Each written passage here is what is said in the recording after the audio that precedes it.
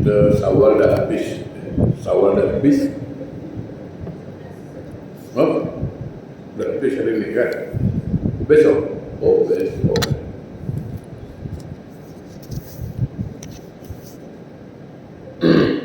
Diriwayatkan dari Abdullah bin Umar, ia berkata, barang siapa mengucapkan Alhamdulillah, maka dibukakan baginya pintu-pintu langit.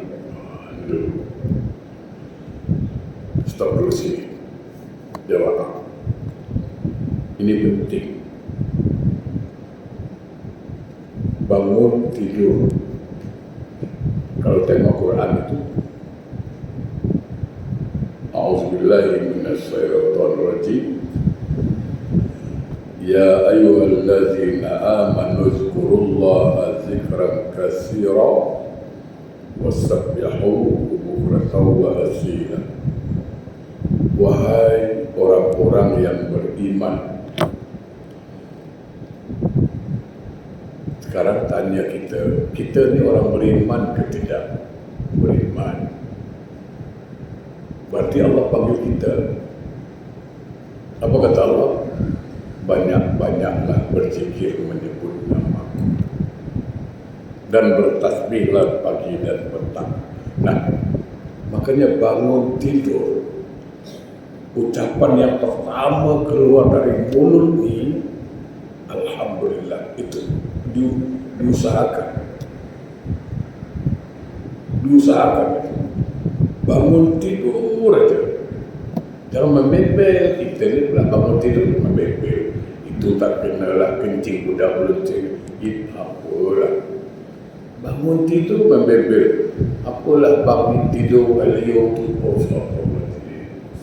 Alhamdulillah. Kalau boleh disempurnakan bangun tidur itu. Alhamdulillahillazi ahyana ba'da ma amatana wa ilaihi nusur. Kalau panjang sangat, Alhamdulillah. Bangun tidur, Alhamdulillahirabbil alamin. Maka pintu-pintu langit terbuka.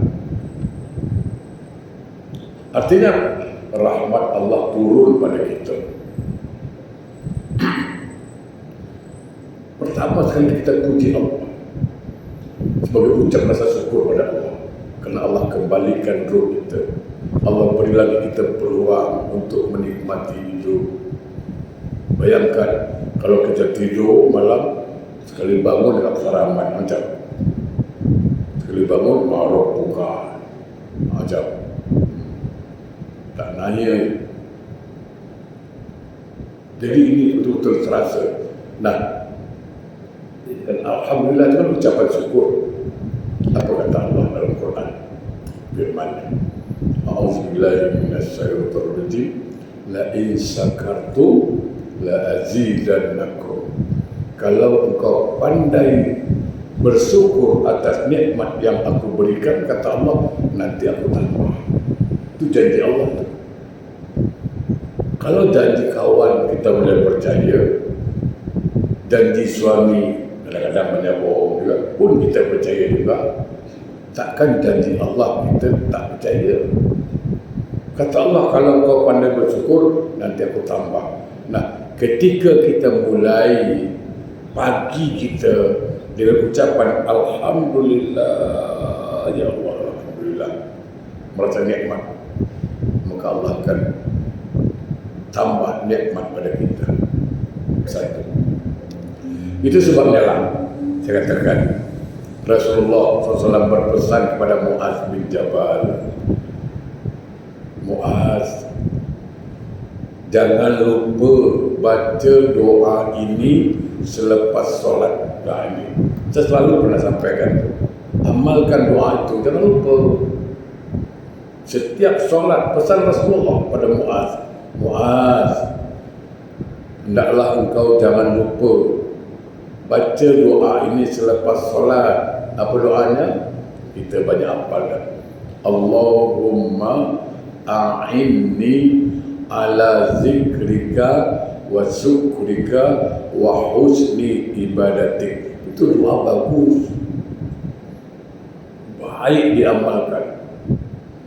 Kalimatnya pun cantik.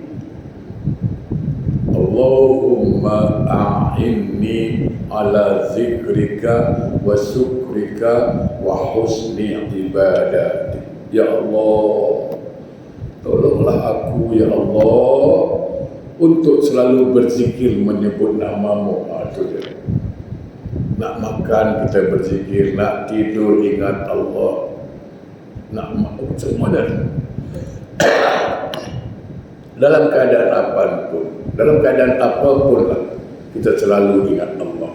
Bahkan bergaduh dengan suami pun ingat Allah juga. Istighfar maksudnya. Maaf, batu saya tak hilang-hilang. Batu Al-Fahim kata orang. Batu 40 hari. Ini dah 80 hari dah. Allahumma a'inni ala zikrika wa syukrika wa husni ibadati. Ya Allah, tolonglah aku ya Allah, bantulah aku ya Allah untuk selalu berzikir menyebut namamu. Dan tolonglah aku ya Allah, bantulah aku ya Allah untuk selalu mensyukuri nikmat-nikmat. Dan bantulah aku ya Allah untuk selalu memperbaiki amal-amal ibadah aku. Itu kan bagus doanya tu. Keutamaan zikir di antaranya. Apa kata Allah? Ala bi zikrillah tatma'innul qulub. Hanya dengan berzikir menyebut nama Allah, hanya dengan selalu ingat Allah, hidup akan tenang. Jadi kalau kita ingin hidup tenang, orang cakap apa pun tenang, dalam keadaan apapun kita tenang, maka jadilah orang yang selalu berzikir, kerana hati itu kan tenang. Dan jadilah, tolonglah kami ya Allah, bantu kami ya Allah. Untuk apa? Untuk selalu mensyukuri nikmat-Mu.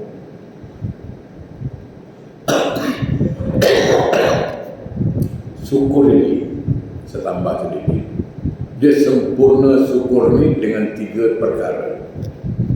Kalau 3 perkara ni kita buat, maka sempurna syukur kita. Tapi kalau salah satu di antara 3 ni tak ada, maka syukur kita tidak sempurna. Apa 3 syarat syukur? Pertama, qaul bil lisan, diucapkan dengan lisan, alhamdulillah. Itu syarat pertama. Dapat rezeki, alhamdulillah. Wa tasdiq bi qalbi, tanamkan dalam hati, benarkan dalam hati bahawa ini nikmat yang Allah kasih. Benarkan dalam hati, syarat kedua. Syarat ketiga, wa amala bil arkan, amalkan dengan anggota badan. Allah beri kita kesehatan, alhamdulillah ya Allah, alhamdulillah Engkau beri aku sehat, ini nikmat Engkau ya Allah, nikmat. Lalu kita amalkan solat, baca Quran, hadir di majlis ilmu, itu syukur. Dapat duit, alhamdulillah ya Allah, ini nikmat dari Engkau, mungkin lewat orang lain. Lalu diamalkan anggota badan apa? Infak, bantuan yatim, bantu fakir miskin, bantu madrasah, masjid. Itu betul syukurnya itu. Tapi kalau dapat duit, alhamdulillah, pelitnya pun masya Allah, itu, ya kan? Itu tak sempurna syukurnya. Alhamdulillah, pelitnya masya Allah. Dan tolonglah kami, tolonglah aku ya Allah untuk selalu memperbaiki amal ibadah. Saya dalam perjalanan pulang kampung tu hari, Itulah kadang-kadang perlu belajar ni. Saya perempuan saya tak tengok lah, laki-laki yang saya tengok. Perempuan saya tak tengok, nanti saya tengok perempuan heran pula kan, laki-laki.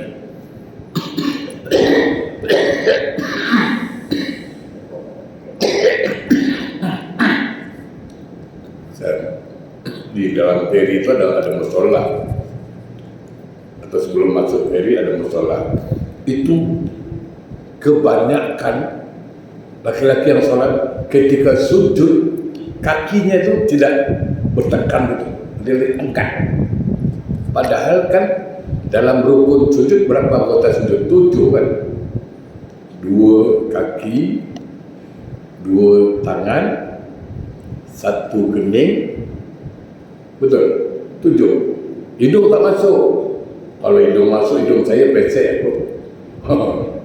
Bila saya kena tekan. Nah kalau 2 tak diangkat, kaki saya begini, mesti kan kaki terus begini, tertekan. Karena dah turun. Tuh banyak. Saya tengok ni nak tegur, bukan tak berani tegur, dia sudah sembahyang. Nak tegur macam mana lah ni. Nanti takut meradang pula nanti. Kalau perempuan, saya tak tengok lah, cuma saya pesan. Kalau perempuan muslimah, usahakanlah solat pakai stocking. Usahakan. Sebab kalau tak pakai stocking, dikhawatirkan ketika dia sujud, kain tertarik. Terlekung tu kain tu. Kadang ada makcik tu letak ikat kain sarung sampai ke bawah-bawah, tengok. Bukan sampai ke pinggang pula. Sekali dia sujud, lepas kain, tak kanan kabut. Macam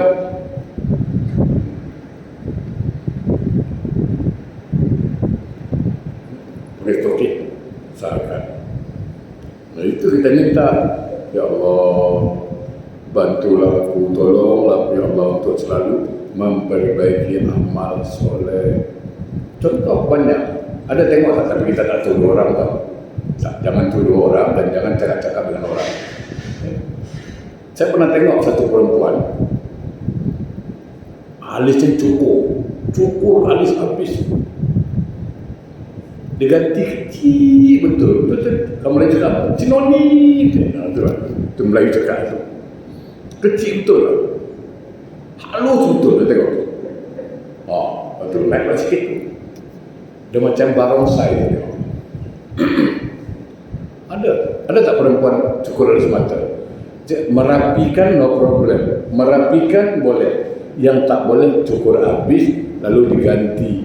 Tak boleh lah. Itu tandanya tak bersyukur atas ciptaan Allah. Nah, sekarang dia solat.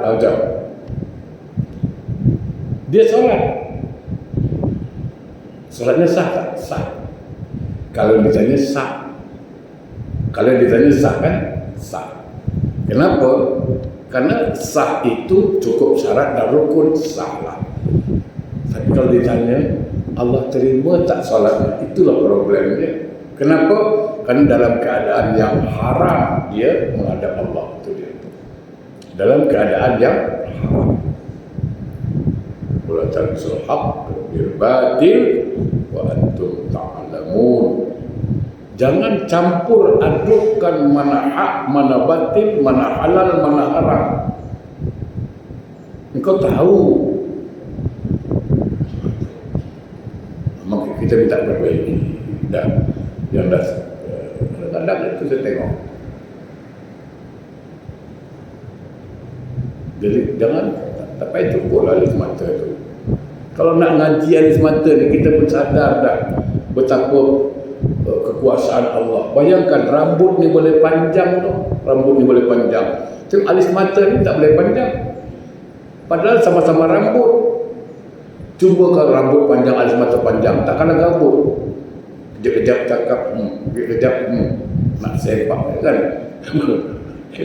Baru cakap, dah lama saya nampak cipak. Apa khabar cipak, kan?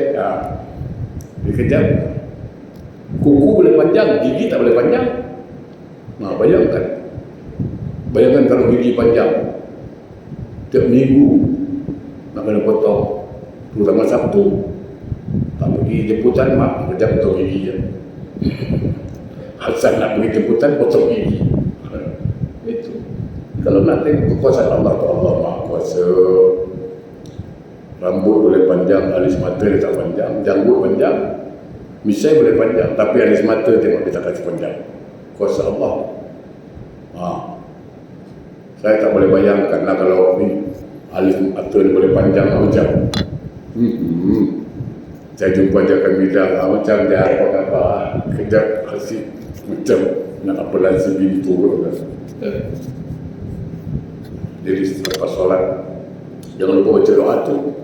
Pesan Rasulullah pada Muaz bin Jabal, Allahumma a'inni ala zikrika wa syukrika wa husni ibadatik. Pertama, siapa yang baca Alhamdulillah, sudah makan Alhamdulillah, bangun tidur Alhamdulillah, terbuka pintu langit.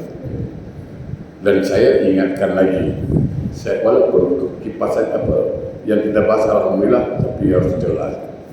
Kalau kita sudah sebut Alhamdulillah, maknanya kita mengakui bahawa segala puji itu milik Allah. Itu harus diingat. Segala puji milik Allah. Itu janji itu. Alhamdulillahirabbil alamin, seolah-olah berkata, ya Allah, segala puji hanya milik Engkau. Makanya bila ada orang puji kita, nah janji kita tadi apa? Segala puji milik Allah. Ada orang puji kita, maka cepat sebut Alhamdulillah. Itu betul-betul. Jangan pula Alhamdulillah, orang puji dia lupa Alhamdulillah, kacau. Orang sebut, cik, awak makin lawa lah. Tengok muka lah. Mana Alhamdulillah ni? Alhamdulillah. Awak ni kan makin muda nampak. Kita keturunan muda. Oh cik, Alhamdulillah mana? Siapa pun puji kita sesuai dengan janji, sebut Alhamdulillah. Kenapa Allah segala puji? Kenapa Allah segala puji? Kerana Allah tak ada aib. Betul? Allah tak ada cela. Kita banyak aib, banyak cela. Itu orang puji kita. Kenapa orang puji kita? Kerana Allah tutup aib kita. Kerana Allah tutup cela kita. Kalau Allah buka lah aib kita ni, siapa nak puji kita ni? Tak ada. Itu makanya sebut Alhamdulillah. Yang kedua, siapa yang sebut Allahu Akbar, memenuhi ruangan yang berada di antara langit dan bumi. Siapa yang suka menyebut Allahu Akbar, artinya mengagungkan Allah, maka rahmat Allah turun pada dia. Sepenuh langit dan bumi, subhanallah. Ini ilmunya apa ni? Ini jemaah, kita sebut Allahu Akbar artinya Allah Maha Besar. Betul tak? Allah Maha Besar. Kalau dah sebut Allah Maha Besar, maka yang lain itu kecil. Betul. Maka apapun masalah hidup yang kita hadapi, apapun problemnya lah katakan, apapun masalah kita, kalau kita sudah mengadu kepada Allah yang Maha Besar, kita punya problem jadi kecil kerana Allah yang Maha Besar. Itu yang Allah kata apa? Wa may yattaqillaha yaj'al lahu makhraja wa yarzuqhu min haitsu la yahtasib. Ayat itu sering disebut orang ayat 1000 dinar itu. Siapa yang bertawakal kepada Allah, berserah diri kepada Allah dalam apapun masalahnya, dia menyerahkan pada Allah, Allah akan kasih jalan keluarnya yang kita tak tahu sumbernya dari mana. Jadi kalau kita ada masalah, cepat ngadu dengan Allah, dialog dengan Allah. Jemaah, Kita kan lagi kadang-kadang kita pergi jumpa kawan, nak curahkan perasaan. Ada tak? Kita ada kawan akrab, kawan kancing kita, pergi jumpa dia naik bas. Sampai apa? Berjumpa apa? Aku nak cerita dengan kau lah. Aku nak luahkan perasaan aku pada kau. Kenapa? Suami aku sekarang dah pandai main batang tau. Tu dia. Aku macam tak percaya sekarang ni. Biasa dia tak macam itu. Sekarang ni kan handphone pun dia dah sorok-sorok tau. Tu. Dia curahkan lah dengan kawan dia. Kawan cakap apa? Laki aku pun sama. Dia kacau. Ya kan? Laki aku pun sama. Wajib ngadu dengan Allah. Bangun tengah malam tahajud. Bukan tahanyut. Kita malam tahanyut banyaknya. Maksudnya saya bercakap.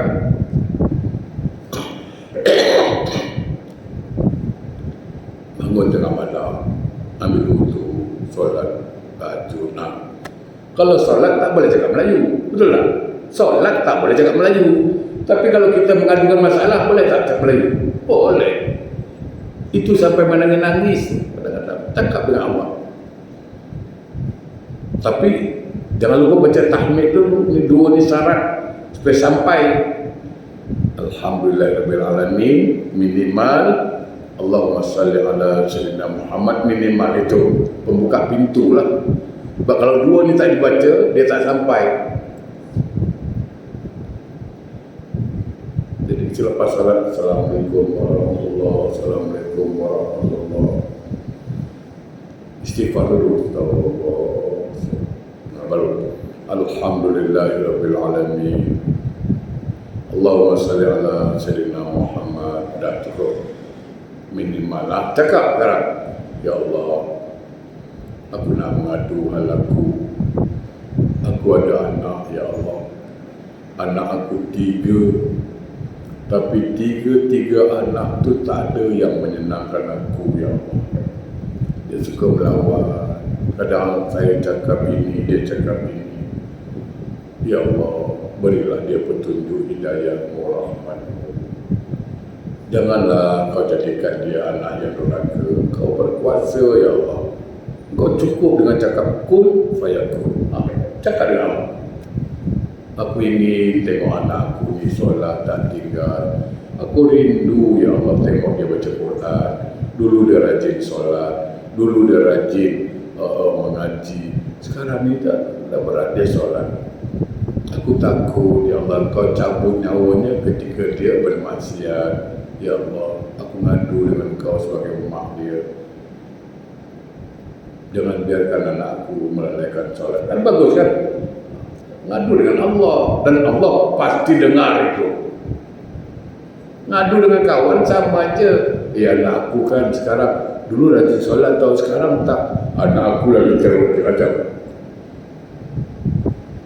Tak ada jalan keluar dia. Itu Allahu Akbar. Apapun masalah kita, kalau kita dah mengadu kepada Allah yang Maha Besar, semua masalah kita kecil.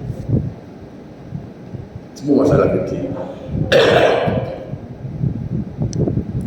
Yang ketiga, suruh baca tasbih Subhanallah. Subhanallah itu pahalanya tak ada yang tahu kecuali Allah.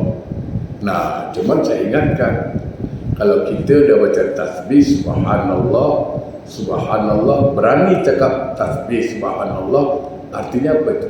Maha suci Allah. Kalau sudah cakap Subhanallah, Maha suci Allah, maka jangan sekali-kali menyalahkan Allah. Itu dia. Sakit badan, jangan sebut tahulah Allah. Macam tak suka, jangan. Rezeki kebetulan tak kurang, jangan salahkan Allah. Karena kita dah cakap Maha suci Allah. Kalau dah Maha suci, tak ada yang kotor. Kalau dah Maha suci, tak ada yang salah. Itu namanya betul-betul kita mentasbihkan Allah. Allah berfirman di dalam hadis qudsi.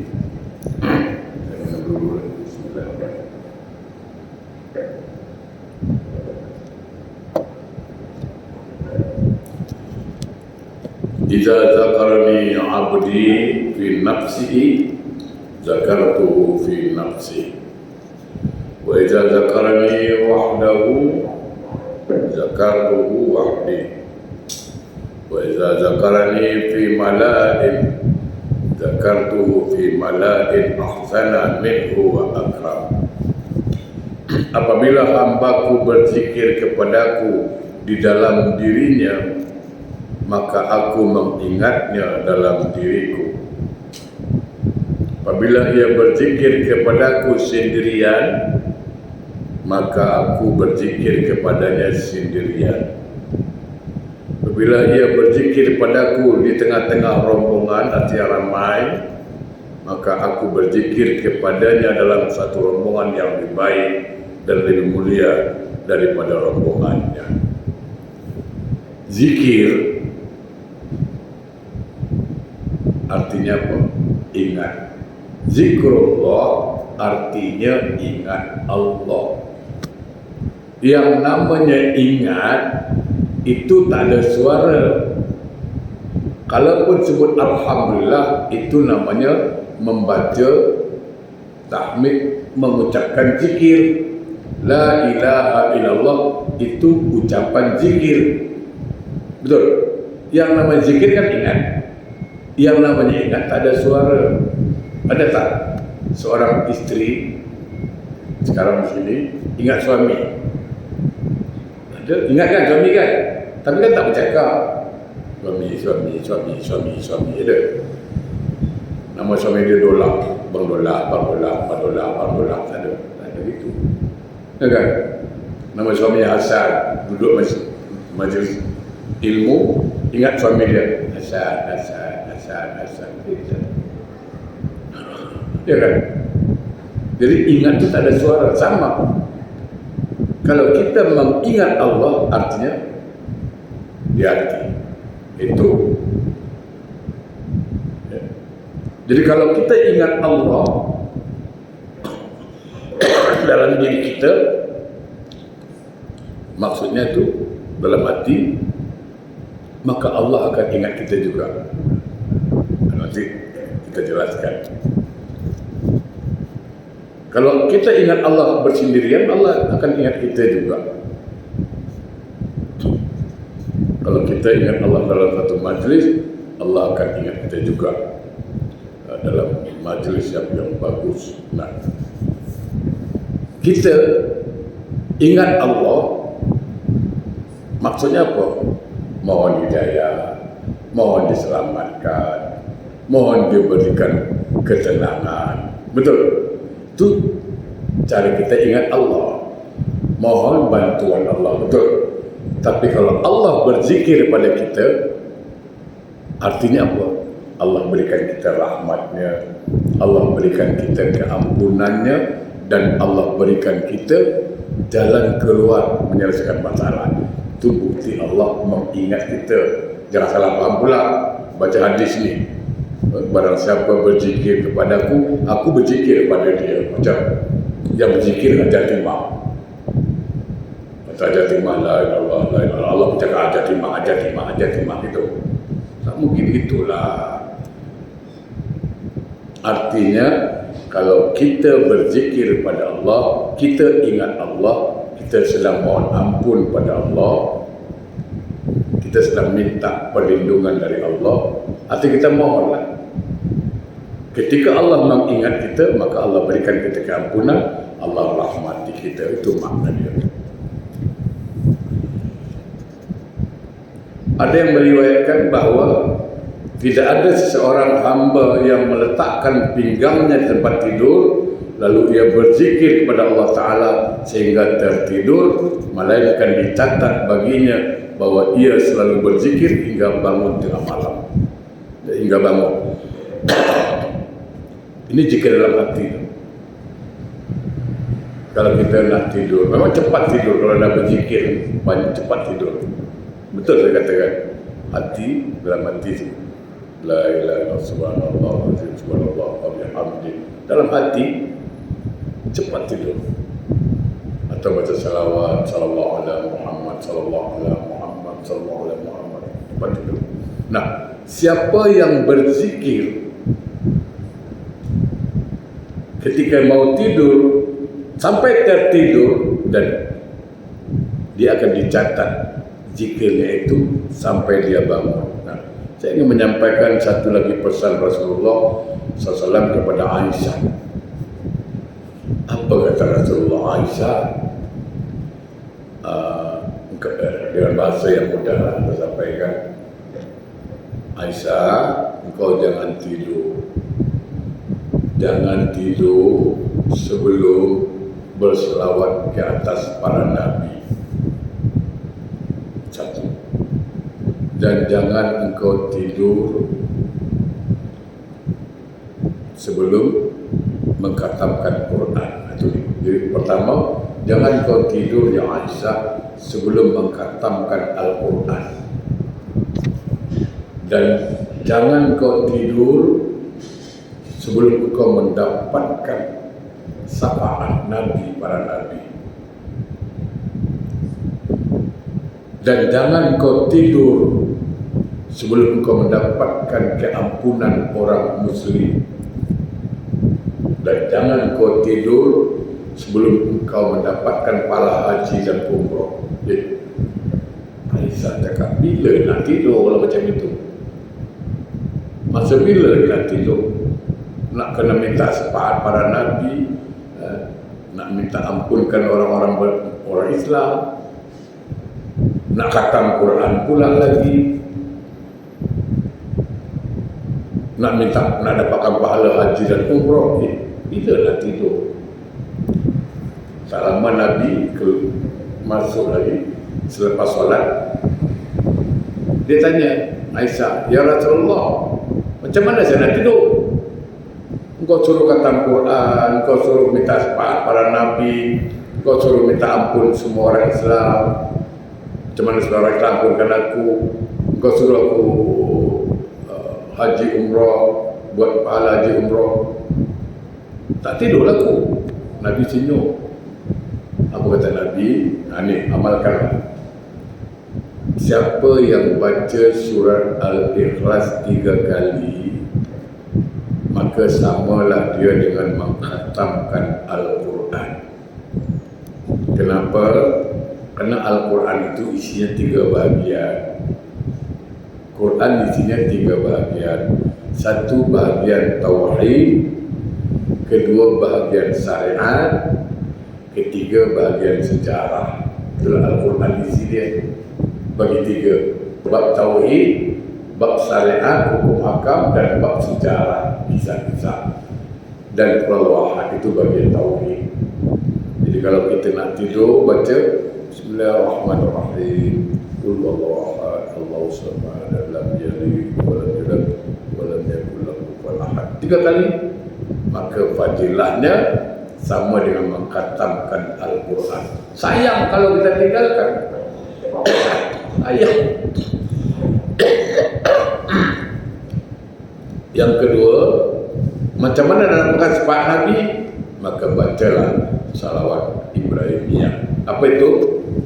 Setelah baca al-Ahad dan 3 kali, baca Allahumma salli ala sayyidina Muhammad wa ala ali sayyidina Muhammad kama sallaita ala sayyidina Ibrahim wa ala ali sayyidina Ibrahim wa barik ala sayyidina Muhammad wa ala ali sayyidina Muhammad kama barakta ala sayyidina Ibrahim wa ala ali sayyidina Ibrahim fil alamin innaka Hamid. Kenapa? Kerana Nabi Ibrahim itu bapa segala Nabi. Banyak keturunan Nabi sama Rasulullah sallallahu alaihi wasallam. Lalu macam mana nak minta ampunan kaum muslimin? Selepas baca salawat, baca doa. Allahumma ighfir lil muslimin wal muslimat. Allahumma ighfir lil muslimin wal muslimat. Ya Allah, ampunkan semua orang Islam. Macam mana dapatkan pahala haji umrah? Nak dapatkan pahala haji dan umrah, baca kata Nabi, Subhanallah walhamdulillah, wala ilaha illallah, wallahu akbar. Siapa-siapa yang waktu tidur nak tidur baca subhanallah, walhamdulillah, wala ilaha illallah, wallahu akbar, maka padilahnya sama dia pahalanya bagaikan mendapatkan pahala haji dan umrah. Jangan salah apa pula, dah baca itu tak pergi haji pula, tak pergi umrah lagi. Ini padilahnya. Al-Faqih menjelaskan bahawa zikir Allah kepada hambanya adalah maaf dan ampunan. Bila hambanya berzikir kepada Allah, maka Allah menyambutnya dengan ampunan. Artinya apa? Tadi saya sampaikan, tanda Allah berzikir pada kita bukan menyebut nama kita, tapi dia mengampuni segala dosa kita dan dia merahmati kita. Itu maksud zikir. Allah mengingat kita. Oke, sambung sikit. Oke, cukup dulu, nanti sambung di depan. Zaman berbahagia, saya nak sampaikan lagi tentang siapa-siapa di antara jemaah kita yang nak pergi haji, kerana tak lama lagi mulai keberangkatan haji, ya kan? Saya pesan betul, satu, luruskan niat. Sebelumnya bersyukur dulu lah. Selalu bersyukur. Pertama syukur dulu, tak lepas dari syukur. Kenapa? Banyak orang berusaha nak pergi haji. Ada orang hati nak pergi haji, tapi fulus tak ada, duit tak ada, tak pergi juga, ya kan? Ada orang banyak duit tapi tak pergi haji juga. Kenapa? Kerana hidayah tak ada, tak pergi juga. Ada orang hidayah ada, duit pun ada, tapi tak pergi juga. Kenapa? Kena stroke, sakit, ya kan? Jadi terkendala mereka pergi haji. Nah, ketika kita ada di antara kita yang pergi haji, hidayah ada, duit ada, maka syukuri. Kalau kita syukuri, maka dia menjadi nikmat. Satu. Yang kedua, husnuzon. Hendaklah berbaik sangka dengan Allah. Saya selalu dengar saya dari jemaah, dari sahabat, hati-hati tau kat Mekah. Dia apa kau cakap macam itu? Hati-hati tau kat Mekah. Apa yang kita buat di sini, nanti Allah balas kat Mekah. Saya macam nak lampang je dulu kawan ni. Dia ingat Allah tu pun dendam ke orang dia. Apa ni? Cakap macam itu. Allah tu maha baik. Dia boleh cakap tau. Saya memang tak menafikan lah ada masalah. Betul, saya pun pernah tengok yang tarik-tarik rambut suami isteri sedang sa'i. Ya, saya bukan itulah menjadi bahan bincangan kita. Mungkin ada yang salah di situ. Kita tak boleh cakap. Hati-hati tau, macam kau kan, kau banyak dosa. Saya pernah jumpa jemaah. Isteri saya dah bawa dia tawaf tau. Bawa tawaf. Dia pakai wheelchair. Dulu wheelchair boleh masuk dulu, sekarang tak boleh. Dulu boleh kan, wheelchair boleh masuk. Bawa hotel dah balik tu. Dia tak bercakap sama makcik tu. Dah sampai hotel boleh tanya. Sampai isteri saya dah meradang sikit lah, biasalah manusia. Dia cakap apa? Bila kita nak pergi tengok Kaabah, boleh cakap gitu kat hotel. Padahal baru balik tawaf tu. Isteri saya tanya, kita kan baru dulu tawaf ni, tengok Kaabah. Aku tak nampak. Tengok. Tak nampak juga. Tapi bukan itu yang nak kita sampaikan. Mungkin dia ada masalah, mana kita tahu. Macam-macam orang. Maka berbaik sangka dengan Allah. Allah takkan dendam. Sekarang inilah, Kalau ada orang datang ke rumah kita, walaupun yang datang ni pun orang kita tak suka, takkan kita nak balik, ya kan? Kena hormat juga lah orang datang rumah kita. Ini kita tetamu Allah. Allah menyuruh kita menghormati tamu, betul. Dan kita ni tetamu Allah, betul. Maka saya katakan baik sangka dengan Allah, baik sangka. Yang ketiga, jauhkan sifat riya. Itu hati-hati. Jangan bangga riya, konon dia pergi haji, rosak nanti. Wa ma umiru illa liya'budullah mukhlisina lahu-d-din. Mudah-mudahan siapa di antara kita yang dapat panggilan haji, mudah-mudahan selamat berangkat nanti dan dimudahkan Allah urusannya di dua tanah haram, kesehatannya. Cuaca panas sekarang sedang luar biasa di Madinah terutama. Panasnya Makkah, Madinah beda, situ pun beda. Madinah agak menggigit ya, panas. Yang kedua, ya, siapa-siapa di antara kita yang Allah lapangkan rezekinya, dia tak pergi haji, hendaklah dia menyembelih hewan korban. Ya, Makana sa'atun falam yudhahih falyamut insa'a yahudiyan wa insa'a nasraniyan.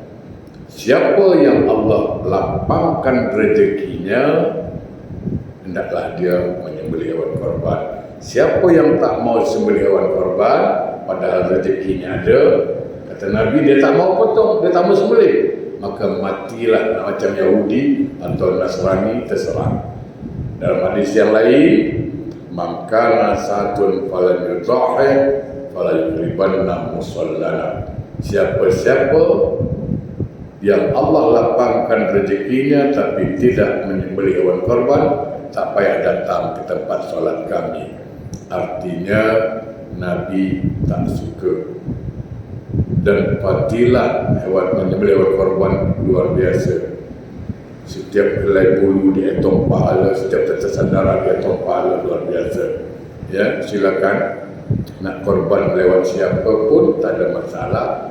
Dan saya pun ada terima amanah korban yang akan disembelih pada 3 tempat. Ya, satu di daerah Lombok, yang kedua satu lagi di Flores NTT, sana pun daerah miskin sangat. Yang ketiga di Batam. Nah, siapa-siapa yang nak mengikuti hewan korban di Batam, sembelih di Batam, saya mengharapkan kehadiran supaya tengok macam Batam kan dekat kan. Boleh tengok sekali lah. Saya jemput dah nanti, tak ada masalah.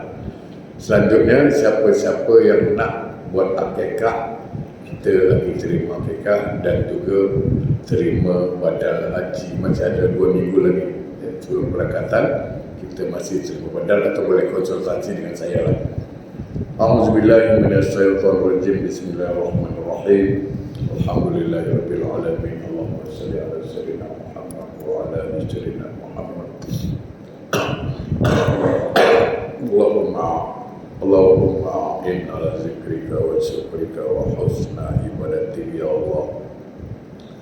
Bantulah kami ya Allah untuk selalu berzikir menyebut nama-Mu. Bantulah kami ya Allah untuk selalu mensyukuri nikmat-nikmat-Mu. Dan bantulah kami ya Allah untuk selalu memperbaiki amal-amal ibadah kami. Allahumma ya Allah ya Rahman ya Rahim. Gairahkanlah perasaan kami, doronglah hati kami selalu untuk taat kepada-Mu, dan bantulah kami ya Allah untuk meninggalkan segala maksiat. Allahumma ya Allah ya Rahman ya Rahim. Kami sadar ya Allah, semakin banyak hari kami lewati, semakin dekat kami pada hari kematian. Maka kami mohon ya Allah, sebelum ajal kami sampai, berilah kami anugerah-Mu, beri kami rezeki ya Allah, yakni dengan bertaubat kepada-Mu, dengan sebenar-benar taubat, yakni taubatan nasuha. Jauhkan kami ya Allah dari perkara-perkara maksiat. Allah, akhirlah hidup kami dengan sebaik-baik akhirat. Hindarkan kami dari akhir hidup yang buruk. Selamatkanlah kami, selamatkan kedua orang tua kami, selamatkan keluarga kami, orang-orang kami sayangi, dan selamatkanlah anak-anak kami dan cucu kami. Satukan kami kembali ya Allah di surga yang penuh nikmat. Rabbana zalamna anfusana wa illam taghfir lana wa tarhamna lanakunanna minal khasirin. Rabbana atina fid dunya hasanah wa fil akhirati hasanah wa qina adzabannar. Walhamdulillahi rabbil alamin. Assalamualaikum warahmatullahi wabarakatuh.